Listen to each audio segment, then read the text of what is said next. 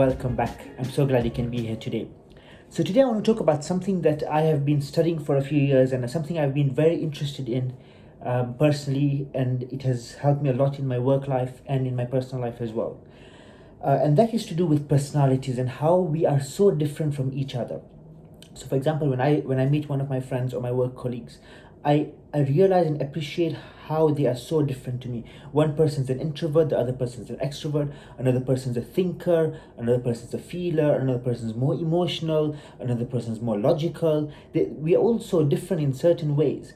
And when we work with people, we have relationships with people, we talk to other people, it's useful to know what kind of people they are, so that you can basically vibe with them, you can compliment them, you can basically have a good conversation because you understand where they come from. So example, if you are an extrovert and you meet with an introvert, you create the space around them to make them feel comfortable, to open up, so then they can talk to you and you can have a good conversation. And that's the whole point of psychology and understanding people. If you've read The 7 Habits of Highly Effective People by Stephen Covey, you know that one of the things he says is that when you speak to someone, you should be interested, genuinely interested in the other person, and want to know more about them, and take a great interest in who they are, essentially, because when you make them feel loved and appreciated, they open up their hearts to you, and you can have a good rapport with them, which is why I think it's really important to think about these things in terms of psychology and understanding people, especially when it comes to a work environment, because you work with people 8 hours a day, 10 hours a day, and you see them all the time. It's useful to know how a person is, and especially if you're a manager, I think it's even more useful. This can be useful in your relationships, in everything, and I think that's really useful. So one of the things I studied a while ago was the Myers-Briggs test, which was a useful tool and technique to understand people. But recently, I read another book by a Swedish consultant and psychologist called Thomas Erickson. He's got a book called Surrounded by Idiots. So, Surrounded by Idiots, the whole philosophy behind this book is that we have four different colors. So each person in this world has either one color, a combination of two colors, sometimes a combination of three colors, but never for all the four colors, and all of these colors represent a certain kind of person. So I'll briefly go through each type of color, and then I'll explain how I feel I am myself and how I react to other people.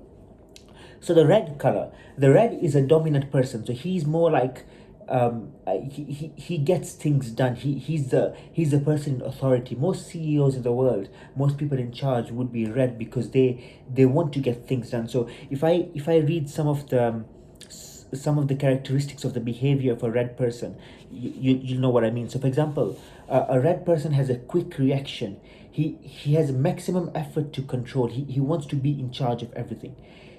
He works in the current time frame. Everything is meant to be in the current time frame. He doesn't think about the future as much. It's more about getting things done now. It's all about direct action. A lot of time away from getting involved. So he doesn't like being involved in certain things. He just likes giving orders and then stepping away and letting other people to do the work. And he doesn't have. He's very cautious in relationships. For example, if you have a red boss, for example, a red boss will just give you the task and not get overly invested in you as a person. As long as you're there to do the job, that's all he wants you to do. He doesn't want to talk about your daughter and your dog and your second cousin once removed, etc. He wants you to just focus on the work, and that's what his relationship is going to be like. So that's a red. He's called a dominant person. What about the yellow? So the yellow person is the inspiring person. So he's a person who likes being involved with people. So he's more like, if you've done the Myers-Briggs test, they're both extroverts, but a red is more like a feeler. A yellow is more like a feeler, a person who wants to be involved with other people. He wants to have a relationship with other people. He takes impulsive action. And rapid reaction. So as soon as he's given something, he's on it. He wants to do it. And it's all about feelings and getting that rapport with other people. So for example, when a red is also extroverted, but he doesn't like being involved with other people's feelings as such. A yellow loves being involved in other people's feelings, and a yellow loves to talk. So a yellow can go on and on and on, and they love to make relationships and talk to other people. That's how they get their energy. That's what a yellow is. He's inspiring. Okay, and then the green. So what is the green? The green is a stable personality. So if you think of the earth is green, very stable, very much in the comfort zone. They're happy where they are. They hate change, absolutely hate change.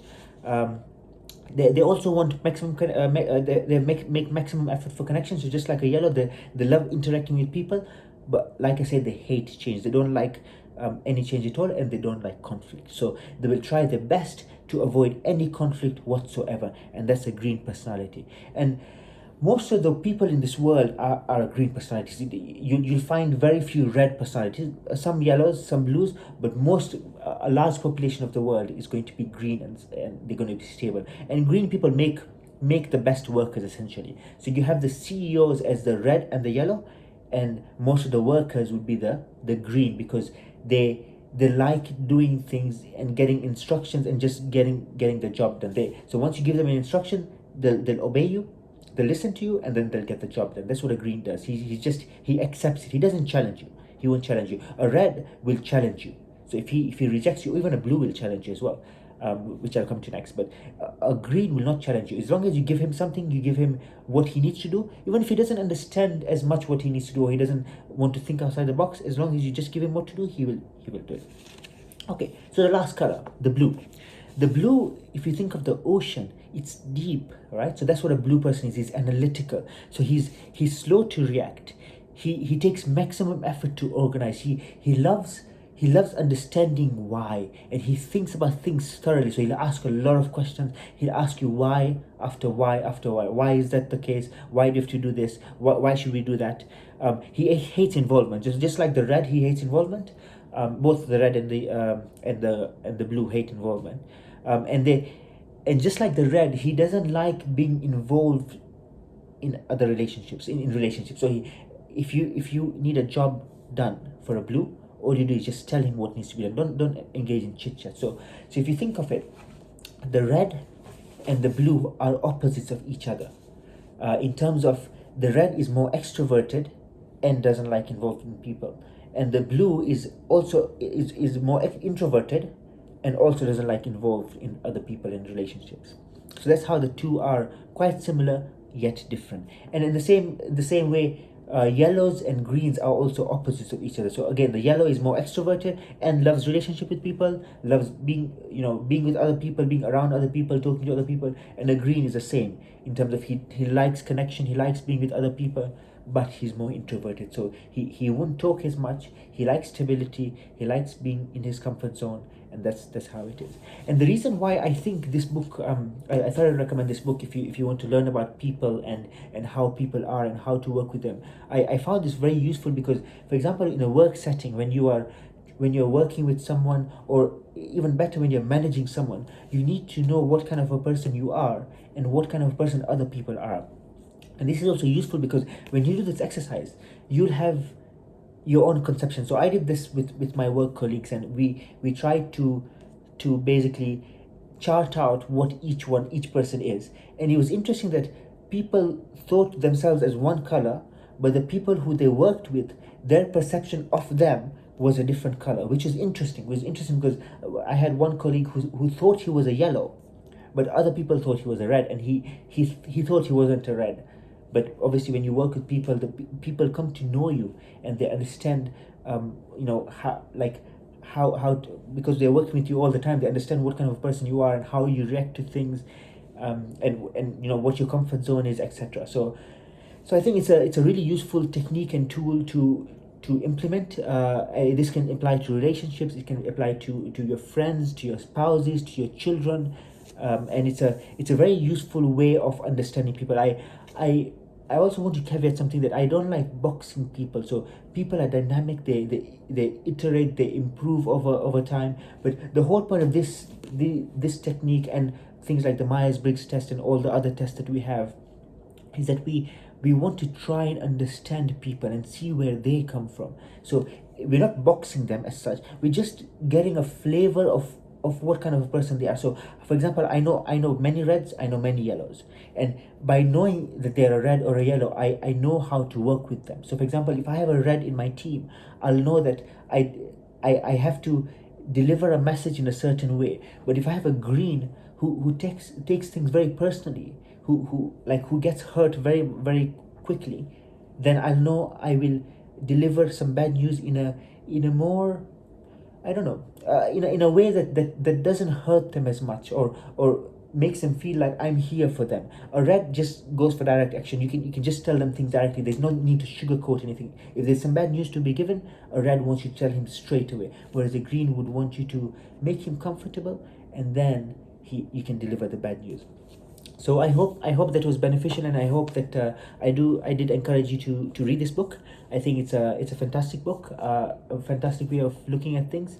There are other tests that are there, and I think if you want to really study philosophy, psychology, and understand people, I think Carl Jung is a place to start. He's a 19th century psychologist, Swiss psychologist, who actually introduced us to all these concepts of archetypes and introverts, extroverts, and all of these things. And I think that's a good place to start. But if you don't want to go through Carl Jung and understand him, then I think this is a good book to read and understand people. So I hope you find it beneficial. Until next time, see you soon.